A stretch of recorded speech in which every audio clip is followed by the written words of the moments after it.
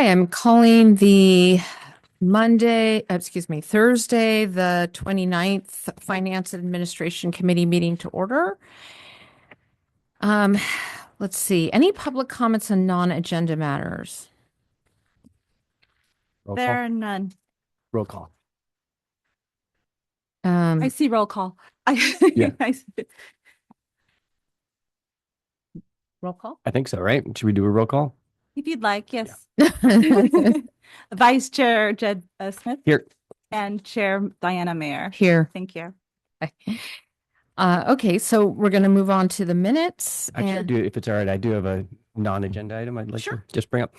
In the AMI presentation on Tuesday, which was great, I think there was a request by one of the directors, and I'd like to maybe more overtly second that we get a little more finer tooth comb on those numbers. It seemed like there was some discrepancy on different pages and they didn't totally add up or relate. So I know, Brett, I think if your team could take a real good look at and make sure that we're reporting out correctly on the spend. And I think there was a question about how much we are going to be, how much a new limited term employee would cost us. And so reporting that back out would be helpful too, in a little bit more detail. And then related to that, there's been a lot of pressure, and we've talked about it in previous meetings on capital spending, and we have some new approved items in Nicasio and others. And I think as soon as we possibly can, it'd be good to bring back our capital CIP, our budget, our approvals, and how we might shift that in the coming year from what we've already approved. There's a scheduled, I believe, the next board meeting. Great. Yeah. Yep. Thank you. Okay, to move on to the minutes. Okay. And Director Smith, do you have any comments on the minutes or any corrections? Nope. Okay. Any public comments on the minutes? There are none. Okay, so the minutes will be accepted as submitted. And our next agenda item is to welcome Brett Uppendahl, Greg Plum, who is a finance management analyst, and Susan Blackenberg and Kayla Smith with Arthur Gallagher Risk Management Services with the insurance renewal update.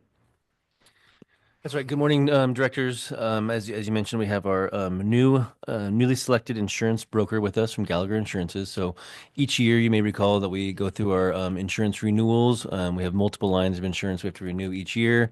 We are about 98% done with that process this year. So Susan's going to give us an overview of the market. She's going to give us some early indications of where the quotes will be. We'll be working with her to finalize the quotes over the next couple of weeks and bring those back to the full board once we have the final numbers all tuned up. But Susan's here to provide us a little bit of background into her services, into the state of the market, and into some of the early indications for some of the pricing that we're seeing. Great.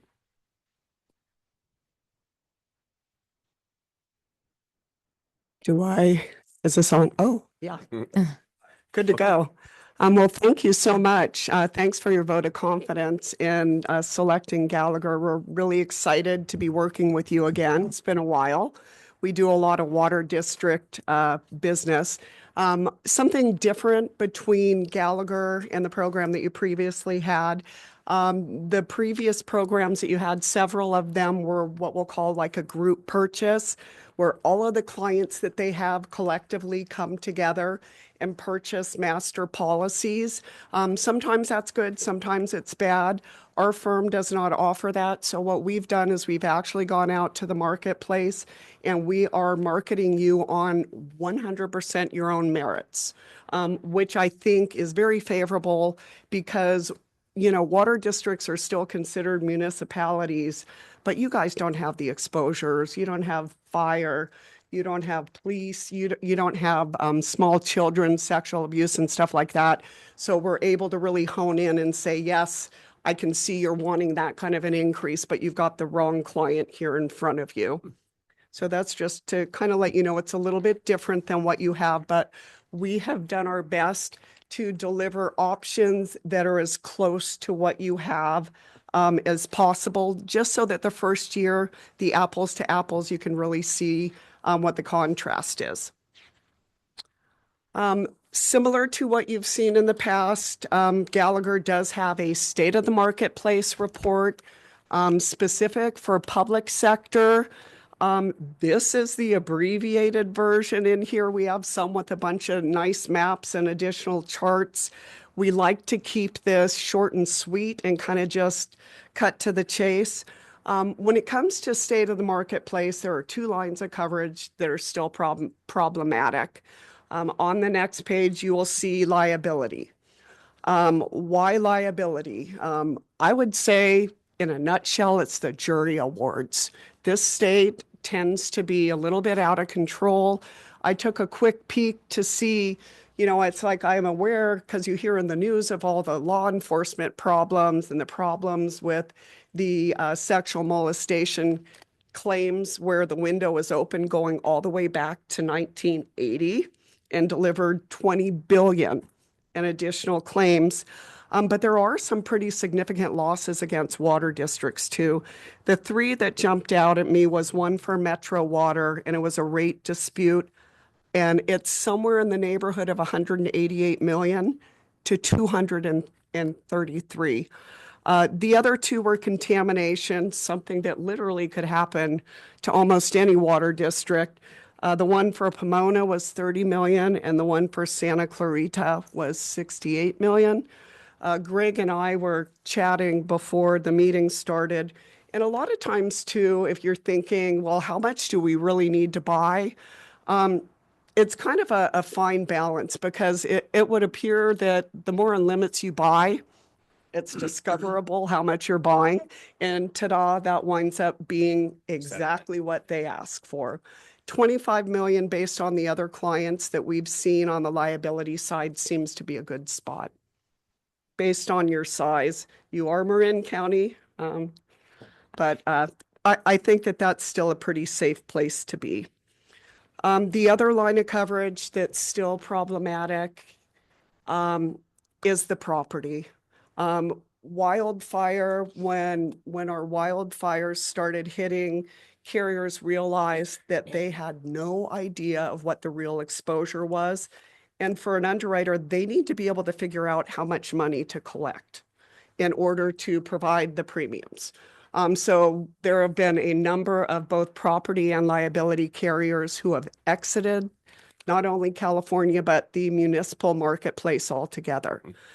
This is something that we spent a decent amount of time on, the property, because every property account is different. And I took a look at a map, we call it modeling, to see how bad is your wildfire exposure, because you've got large water treatment facilities way out in the middle of nowhere. Your wildfire exposure is great. It's very low. So we spent a decent amount of time taking all the great work that the district has done and took a walk to the two major treatment facilities and actually had an opportunity to share all of the improvements that you've done, all the fuel management, and we're able to convince a carrier to write the entire 200 million. And they honestly had said that they have never seen so many measures implemented. They were extremely excited about the work that you're doing. It's great. So that is the state of the marketplace. And since this is our first year together, we put together an executive summary. You can read this as well as the rest of the state of the marketplace presentation if you'd like. I'm not going to walk through all of this because a lot of it is in the actual proposal for each of the programs, so I don't want to waste your time by duplicating some of this. And I will tell you there are two new lines of coverage that we have quoted for you. And this is just, to give you an idea of what the price looks like. There's absolutely no need to bind. This is something we like to do every year, such as if you want to see what would it cost to go up maybe $5 million on the liability each year. We're happy to do that for you. And then there was a standalone terrorism program that Greg, you and I will go through. It gets very deep, but I think it's a very nice alternative to the terrorism that you're buying now and a little less expensive.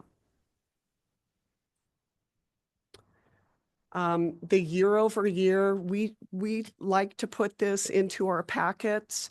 It just seems to be one of those that during the course of the meeting, someone will say, hey, what were we paying on that last year? It is broken down into 3 different quadrants. I know everybody loves to jump to the bottom. How much did my premium go up? But what we like to do is kind of walk you through and show you exposures. That is how underwriters come up with the ultimate premium. So if your exposures went up, like your auto physical damage went up 4%, that is part of what's going to be an increase or decrease. Your payrolls went up 12%. So this does have a bearing on the ultimate premium. So then what we do is the section in the center is the rate, because that really tells us as your broker, how well did we do? We have no control over a 12% increase in payroll, but we can compare what was your rate last year versus this year. So far we are doing very well. Again, I mentioned one of the 2 most difficult lines is liability. We are seeing from others anywhere from 10 to 25% increases. We are hoping that you will be closer to the 10 than the 25. And on the next slide, you will see the liability, and this is for a full $25 million. You currently have a lead 10 million liability layer. We are showing 2 5s. This really doesn't mean anything. It's just us thinking that we're going to get the most aggressive pricing by separating that. Right now, we have had some numbers come back. We have rejected all of them. They're crazy. We had one come back without the inverse. So in conversations that Greg and I had, we're going to continue. And what a lot of carriers do, there's this game that they play, and they'll throw out numbers that are high. Then as it gets closer to July 1, and they realize that a lot of the quotes that they sent are not going to bind, then we get their best numbers. So we're going to do that dance this year. Again, we're going to provide you with all the same coverages that you had before. A difference on the liability as well as the property. We are taking you out on a standalone basis, and they're only underwriting Marin Water.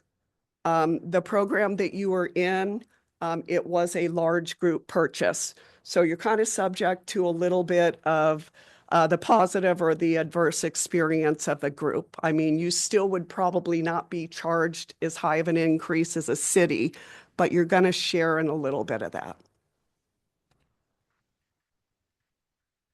On your workers' compensation, we went out to 3 different markets. We were able to get on the workers' comp an overall rate reduction of 21%.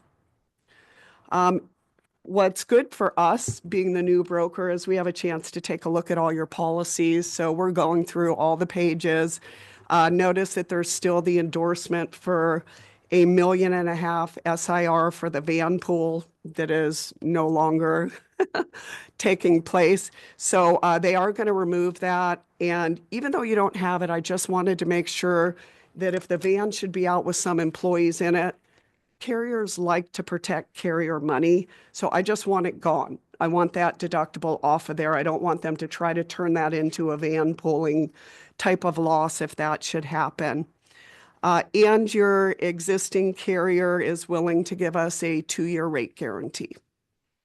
So that is something that we definitely like. I asked them for $5,000 to $10,000 of loss control funds so that the district can use those. Some of the carriers give those to us. This one said no.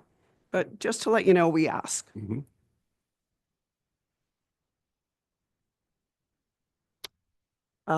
The excess workers comp, drone. Liability policies exclude aircraft and what they call unmanned liability. So you have a separate standalone policy. That did, overall, the rate did go down, but your values went up. So we kind of are at about a 2% reduction. This is the liability as well as the coverage for the hull themselves. Pollution legal liability. This is very similar to the program that you currently have. Oh, I'm not seeing. Oh, the premium last year was 21,000. We've got it down to 14,000. So we were able to do that. They offered an option for an additional $1 million in aggregate coverage. I think when we discussed it, Greg, you were pretty content just kind of keeping things as they were for this year for the evaluation.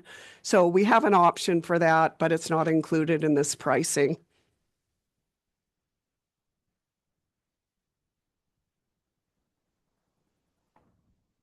And then on to the property. We are super excited about the property. I have a lot of business with Swiss Re, who wrote this. And my initial call to a local underwriter told me that he wasn't going to give me what I wanted. So I asked a colleague of mine, who's your underwriter at East Bay Mud? I mean, they're used to, some big deals.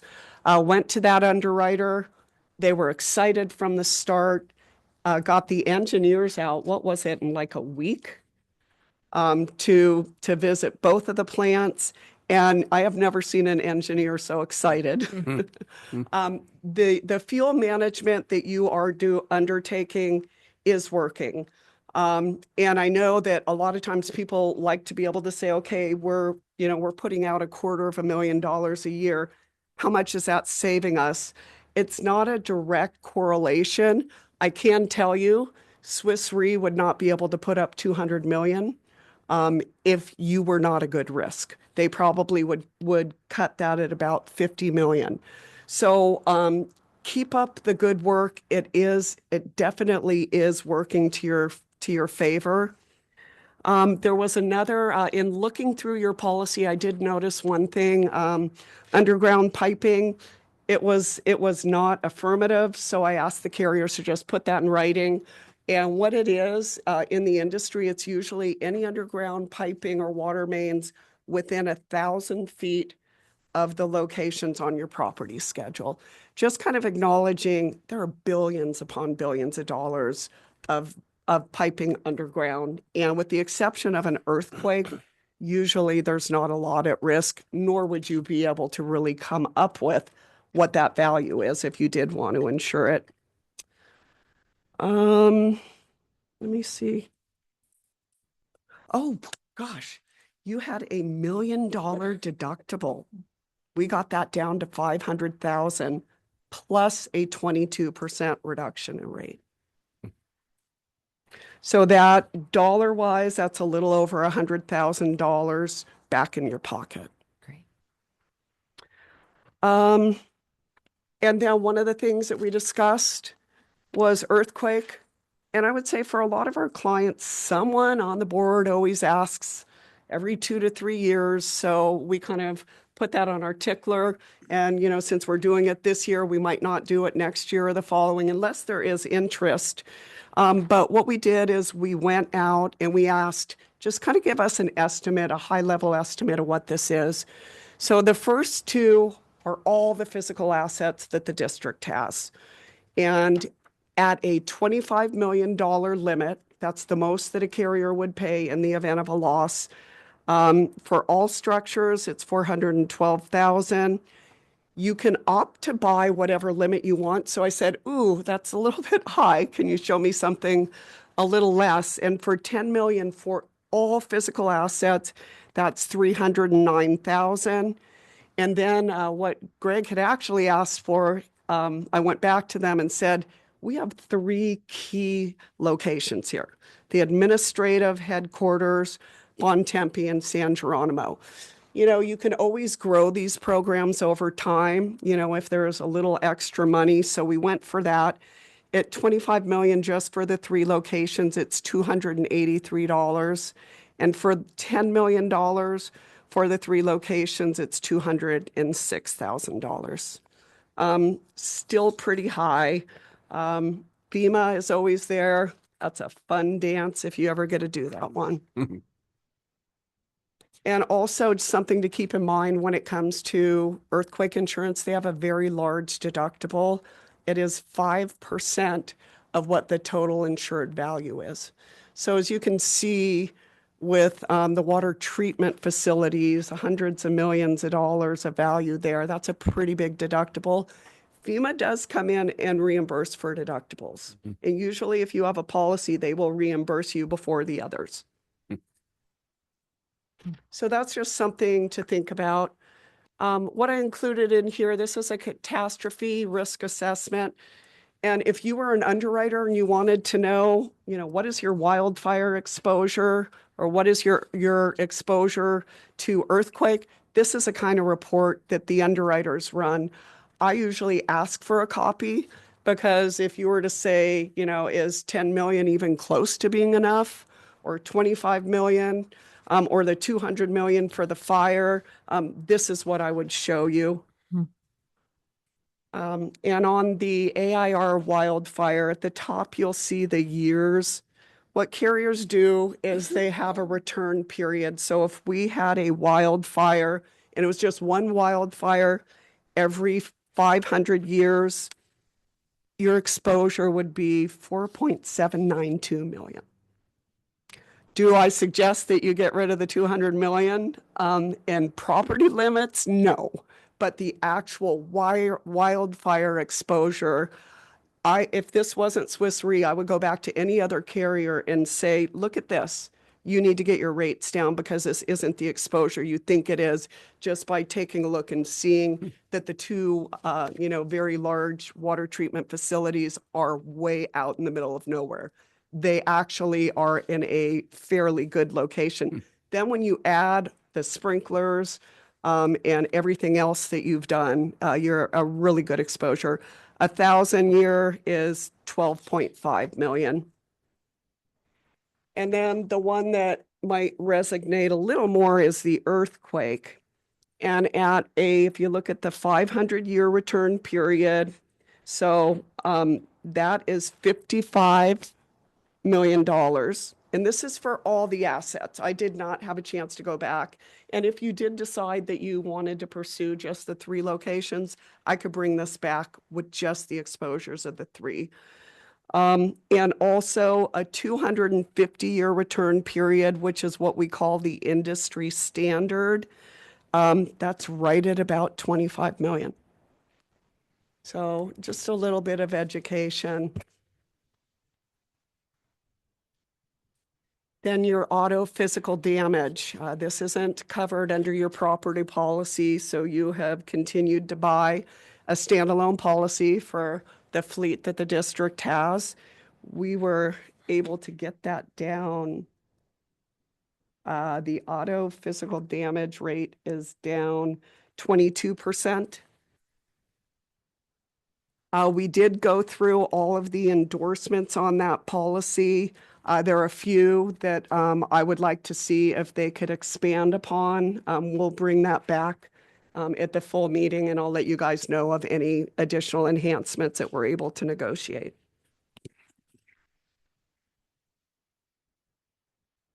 Okay, the cyber, this again is another, this is a standalone policy for you.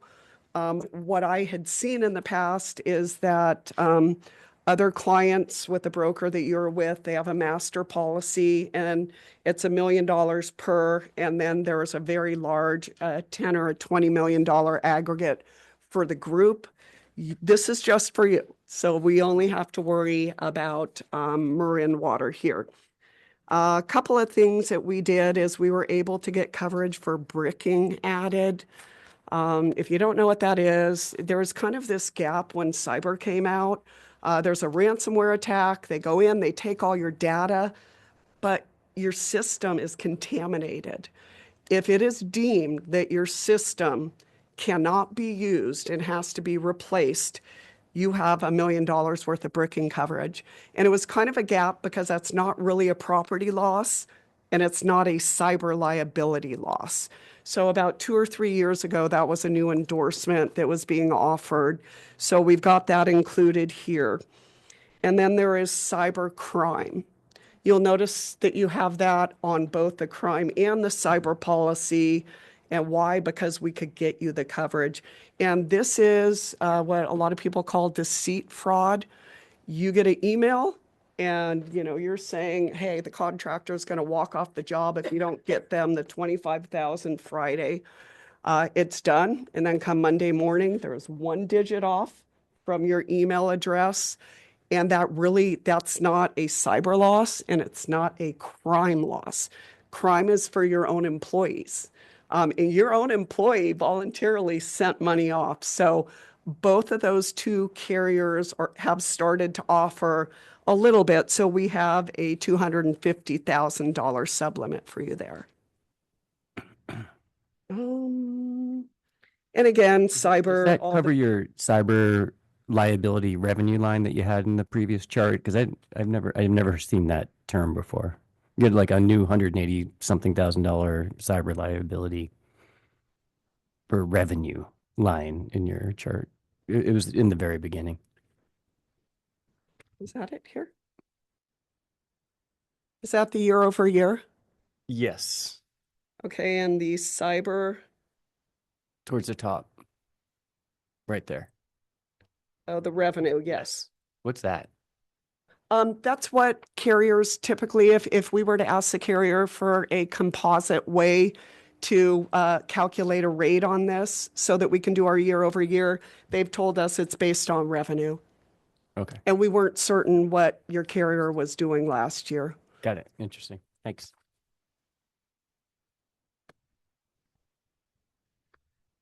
So overall, that is a 10% rate reduction for the same coverages plus a couple of extras. Terrorism. This is a new coverage. You currently are buying, I don't know if you remember after 9/11, the government came in. First of all carriers stopped, they added an exclusion for terrorism because they didn't know that it wasn't covered. So then what the government did is they said, hey, insurance companies, we're going to help you out. We're going to provide a backstop of $500 million worth of coverage for all of you. It's got to be at least, I want to say, a $10 million event. And 3 bodies of government have got to sign off and say, yes, this was a terrorist event. I would say probably starting, over 10 years ago, clients started looking at the premium they were paying. And to date, there has not been one terrorist event, and I will say there have been a few that the government has declared. So the commercial marketplace started offering a standalone program. So what we did here is we put together a program just for you that includes your liability of $100 million, and then there's an option for $5 million for the liability. Okay, and the property damage is $100 million. This has a $0 deductible. The government has nothing to do with whether this gets paid or not. This is also good for not just the foreign terrorist, but a domestic terrorist. And this again is new. So Greg, you and I can go through this in a little bit more detail. It is a total of $12,000. I will say that all of my water districts do buy some of this coverage. It is a reality that, you could need it. You probably have a little higher exposure than some of the others. And then this expands. There are all kinds of additional add-ons like nuclear, biological, chemical that could be a reality, but that is expensive. So they're kind of listed below. And this is just to let you take a look. Greg and I will go through this a little more carefully and then bring this back to you if that is something that you feel is reasonable. You are currently spending money on terrorism, the other terrorism. So I think that it would be a good improvement.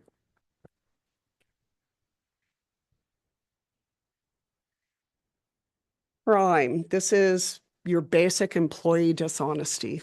Someone has been taking money, sending themselves money, and you have $1 million limit that's dedicated to the district. It's a $15,000 deductible. And you have another $250,000 limit. This carrier calls it fraudulently induced transfer.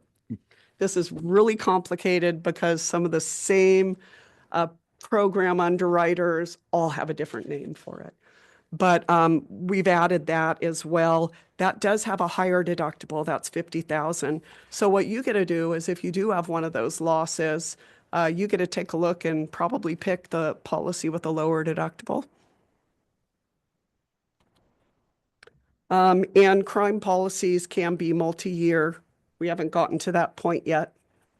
But it is nice if you have a multi-year agreement. It usually is subject to a loss ratio. But most clients go decades without having a loss. And then when they have one, they'll never forget it. So that is kind of a wrap. And here's a team. Kayla Smith is my right-hand gal. We do have a full team. We've got a San Francisco office, a Walnut Creek office. We've got a lot of depth, but these are the people committed to working on your account.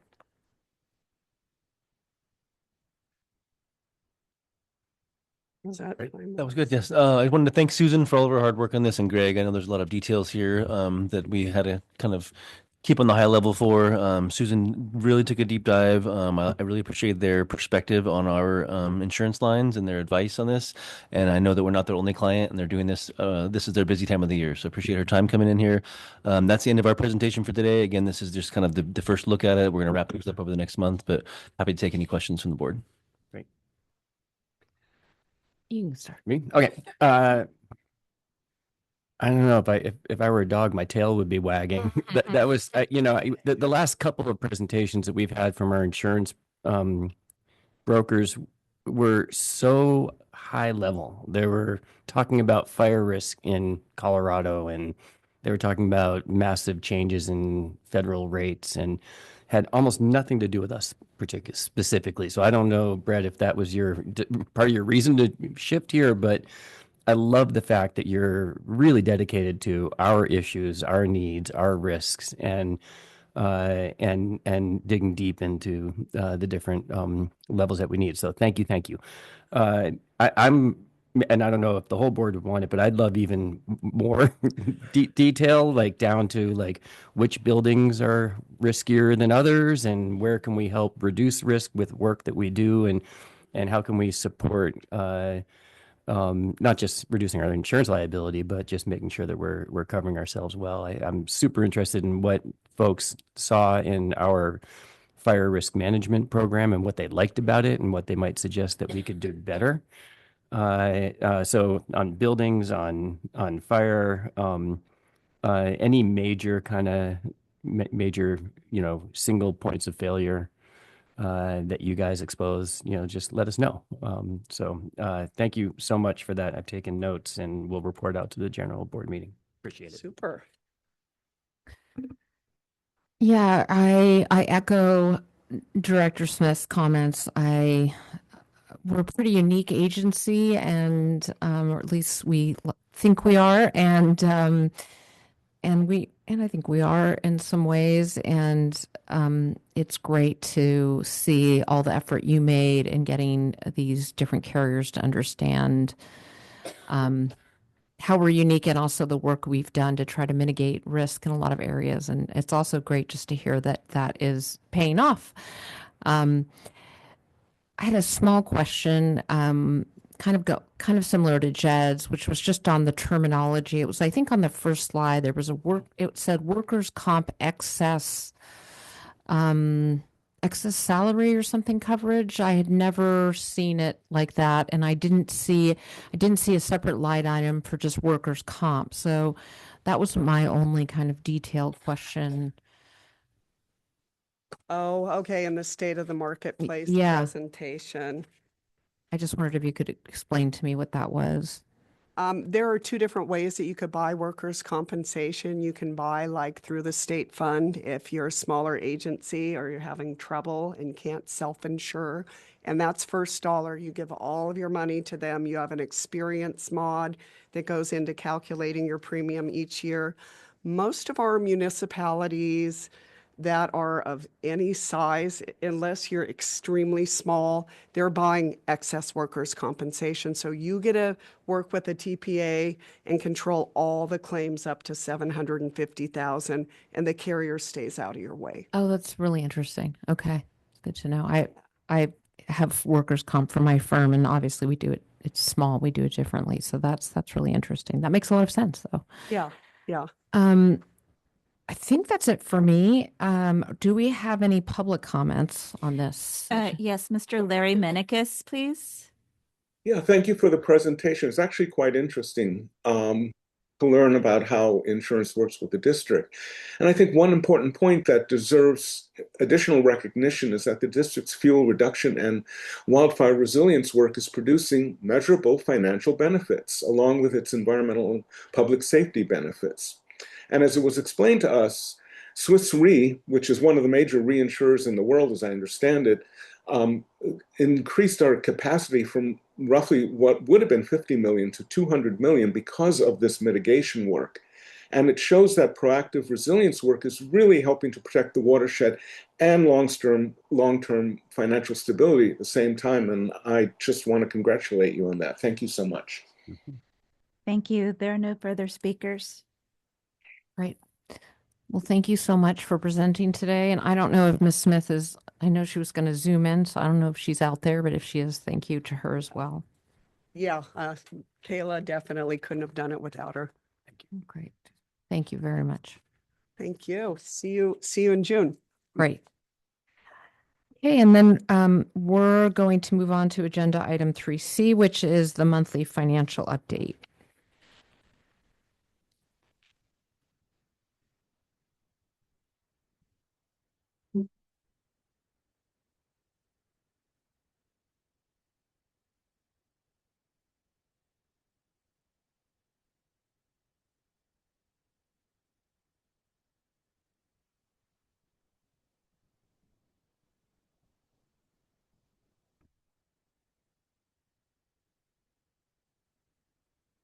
Alrighty, monthly financial update. We are now reporting on April. So we are 10 months through the fiscal year, 83%. We're around in the final stretch here. I won't spend a lot of time on these slides. There really has not been a lot of major changes in terms of the overall run rate for revenues and expenses. We are, I'll show you in the last couple slides, we're seeing some good news in the sense of the warm March produced a good March as reported last month and another good April. So we are improving our overall projections in terms of the end of the year. But in terms of these just revenue and expense charts, we continue to kind of hit those same general markers. You see water revenue there at 78% of budget. That's an indication that the next 2 months are big months in the sense of we'll get a lot of our revenue next month, and you'll see that on the next couple slides. Capital revenue, again, that tends to really kind of be slow and steady. And that is also driven a little bit by some grants that have not quite come in yet. But in general, we're on pace with all of our revenues there on the capital side.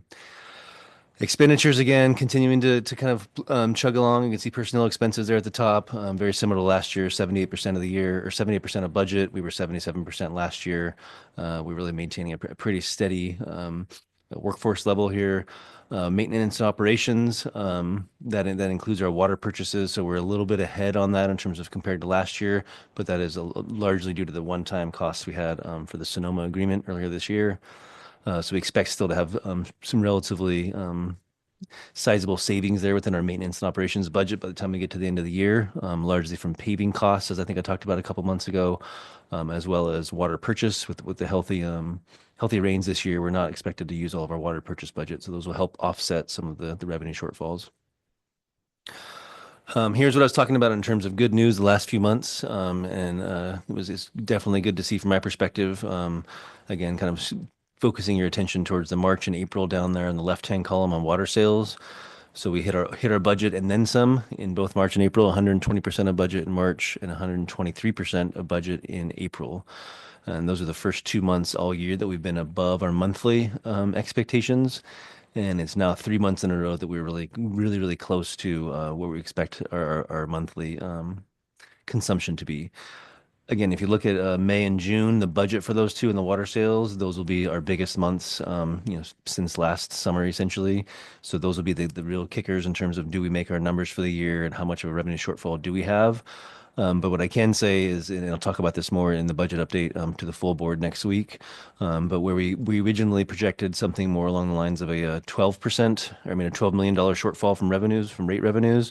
Now we're looking much more at a closer to $5 to $7 million shortfall. So we should be really close to breaking even this year, and I'll cover that in more detail next week. The other numbers here are less kind of exciting to look at. Service charges, those tend to stay on track. So is capital maintenance fee. And our watershed fee, you can see tracks pretty well to our water sales, in the sense that we were over 100% the last 2 months with a higher consumption due to the warmer weather. This slide here, we would do every month just to kind of show where we're at. This is all of our water consumption up till April. So comparing each fiscal year, going back 10 years, how much water was consumed by our customers as of April. You can see we're still pretty far below the 10-year average, but we're tracking pretty close to last year and really close to fiscal 24. So that's what Greg talked about last month in terms of our modeling for our future-looking rates. We think fiscal 24 and 25 and now fiscal 26 all kind of coalesce right around a pretty predictable range that we can use hopefully going forward to find a good long-term consumption projection. And then here's what I was talking about in terms of really seeing the last 2 months bump up.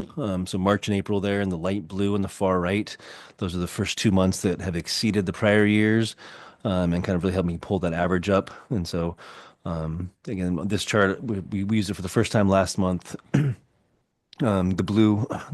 dark blue on the left-hand side, that's a 2-year average going back to 2021 and 2020. And then we kind of use every 2-year average going forward. And the light blue on the far right is just this year. So it's just a way of kind of looking at, how we are month by month compared to prior years in terms of overall water demand. And again, March was a big jump and April was an almost bigger jump forward. So really helping our year-end projections. And then as it shows there on the call out at top, April 2026 was over 20% higher than the prior 2-year average. So going to help us make our numbers hopefully this year. And as I mentioned a few times, the summertime months, the next 2 months will really determine that. So in summary, the first 10 months of the fiscal year, we are still 5% below budget on rate revenues, but that's a much better number than it has been. Our water consumption is 3% lower than the prior year.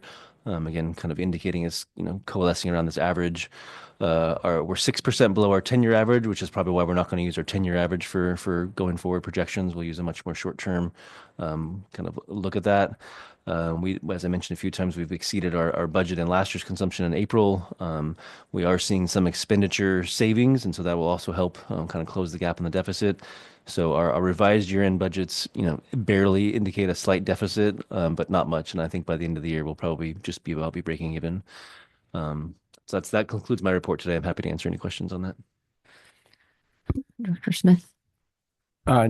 No questions. I'm just increasingly appreciative that our slides and reporting are fine-tuned and getting better and better. So very clear and nothing else. Thanks. Yeah, great news, Brett. Sounds like we're about 50% less than we thought we were going to be in terms of shortfall. And then we're going to make up for some of that and reduced expenditure. So that's really great to hear. Yes. I don't really have any substantive comments. Do we have any public comments on this? Yes, Phil Sauter. Good morning. I wanted to thank Brett and his team for their work in tracking and managing the district's finances.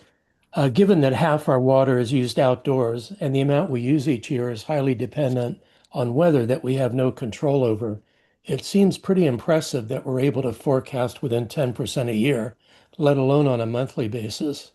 We do have some control over demand, and I think our demand management team is getting much better at focusing on targeted customer segments. We also have control over our rates, and I think we do a good job of setting rates to recover actual cost of supplying our various customer segments. and I believe will be even better in the upcoming round of rate setting. But again, at least half our demand is weather related and currently out of our control. So getting as close as we do is, in my opinion, pretty remarkable. And finally, we do have control over expenses. And again, I think we do a terrific job of managing costs so that our overall bottom line performance on an annual basis is exceptionally steady. I can't recall seeing any surprises. So it seems pretty clear that financial management is another center of excellence for Marin Water. And I wanted to express my appreciation to Brett and his team. Great. There are no further speakers. Okay, so I think we'll move along to the quarterly investment report. Brett, you have the stage again. So I don't have a presentation for this one, but it is more good news. So we report out quarterly as per our investment policy. The report that you have in front of you is our investment returns as of March 31st, 2026.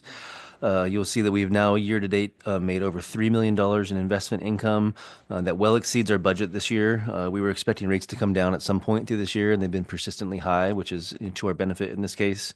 So we had a $2.6 million budget on the year.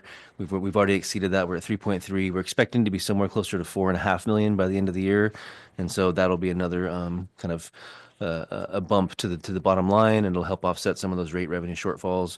We're seeing really steady returns right around the current range, right around the 4.5 range in all of our accounts. Camp has definitely helped us kind of maximize that return, and Leif is doing well, as well. So all good news here. Again, this feeds into the projections for the end of the year. It helps pad our reserves and kind of offset the need to use reserves. And again, we'll have to kind of take a look and use our crystal ball for the next 2-year cycle to know if we think rates are coming down. I tend to be pretty conservative in the projections for interest income. It's always, good to have if you have it, but it can change so fast that I try to typically have it wind down over any kind of a planning period going forward, closer to the kind of historical low rates. But while we have the high rates, we're happy to have them and happy to be, maximizing return on our customers' deposits. So with that, I don't have anything else to report other than good news in investments. Was Camp, that was the new policy change that we did about 2 years ago. Can you talk about like the direct impact of that decision that you brought to us? Well, before we really were limited to kind of small percentages in money market funds and the Leif fund itself. Leif has a dollar cap limit on it as well, so we were running out of options unless we wanted to directly purchase securities. So by allowing us to go into a JPA, which is very similar to what Leif does, it's pooled assets on short-term, very safe government securities. By revising the policy to allow us to enter into those, it just gave us a lot more flexibility and gave us the ability to move money essentially overnight between these pooled assets with minimizing our any brokerage fees and knowing that we have everything in there that's government securities, short term, and very safe and very secure. So it really just makes the day-to-day management easier, and it helps us maximize the return on investment for customer funds. Amazing. Great. Well, I don't know if there's an award for helping find good ways to save money and bring revenues. I don't know who brought that to us, and if it was you, thank you so much. That was a really, really big deal. I think Greg did a lot of the research on that. Thank you. So thanks, Greg. Yeah. Thank you to Greg. We have any public comments on this item? There are none. Okay. Thank you, Brett, for the update. And moving on to the upcoming meeting, the next Finance and Administration Committee meeting is scheduled for Thursday, June 25th, 2026. And we will adjourn.